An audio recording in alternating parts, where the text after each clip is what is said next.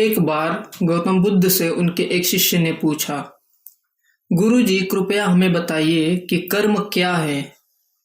गौतम बुद्ध ने अपने शिष्य से कहा कि कर्म को समझने के लिए मैं तुम्हें एक कहानी सुनाता हूँ। कहानी से तुम समझ जाओगे कि कर्म क्या है। और दोस्तों, आज मैं आपको वही कहानी सुनाने वाला हूँ जो गौतम बुद्ध ने अपने शिष्यों को सुनाई थी। और अगर आपको ये कहानी पसंद आई तो लाइक करना मत भूलना। गौतम बुद्ध अपने शिष्य को कहानी सुनाते हैं कि बुलंद शहर का एक राजा था और वो एक दिन घोड़े पर बैठकर अपने राज्य का भ्रमण कर रहा था। चारों तरफ भ्रमण करने के बाद वो एक दुकान के सामने आकर रुक गया। रुकने के बाद राजा ने अपने मंत्री से कहा कि मंत्री जी, मालूम नहीं क्यों मुझे लगता है कि इस दुकानदार को कल के कल फांसी की सजा सुना दूं। इसे मृत्युदंड देने की मुझे इच्छा हो रही है। मंत्री राजा से इसका कारण पूछ पाते, इससे पहले तो राजा उसके आगे निकल गए। मंत्री ने इस बात का कारण पता करने के लिए अगली सुबह भेष बदलकर आम जनता का रूप लेकर दुकानदार के पास जा पहुंचा। वैसे दुकानदार चंदन की लकड़ियां बेचने का काम करता था। मंत्री ने दुकानदार से पूछा कि भाई, आपका काम कैसे चल रहा है। दुकानदार ने बताया कि उसका बहुत ही बुरा हाल है। लोग उसकी दुकान पर आते तो हैं, चंदन को सूंघकर उसकी प्रशंसा बहुत ज्यादा करते हैं, लेकिन खरीदता कोई भी नहीं। और उसने आगे बताया कि मैं सिर्फ इसी इंतजार में हूँ कि कब हमारे राज्य के राजा की मृत्यु हो जाए और उनके अंतिम संस्कार के लिए मुझसे बहुत सारी चंदन की लकड़ियां खरीद ली जाए और शायद वहां से मेरा व्यापार में और बढ़ोतरी हो जाएगी और मेरा व्यापार भी अच्छा हो जाएगा। मंत्री को सारी बात समझ आ गई कि यही वो नकारात्मक विचार है जिसने राजा के मन को भी नकारात्मक कर दिया है। वो मंत्री बहुत ही बुद्धिमान था, इसलिए उसने सोचा कि मैं थोड़ी बहुत चंदन की लकड़ियां खरीद लेता हूँ। उसने दुकानदार को कहा कि क्या मैं आपसे थोड़ी बहुत चंदन की लकड़ियां खरीद सकता हूँ।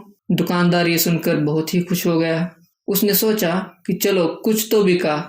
इतने समय से कुछ भी नहीं बिक रहा था। उसने चंदन की लकड़ियों को कागज से लपेटा और अच्छी तरह से पैकिंग करके वो लकड़ी मंत्री को दे दी। मंत्री अगली सुबह चंदन की लकड़ी लेकर राजा के दरबार में पहुंच गया। महाराज, वो जो दुकानदार है उसने आपके लिए तोहफे के रूप में चंदन की कुछ लकड़ियां भेजी हैं। यह सुनते ही राजा बहुत ही खुश हुआ और मन ही मन सोचने लगा कि यार, मैं बेकार में ही उस दुकानदार के बारे में गलत बातें सोच रहा था। उसने चंदन की लकड़ी को हाथ में लिया और उसे बहुत ही अच्छी तरह से सूंघा।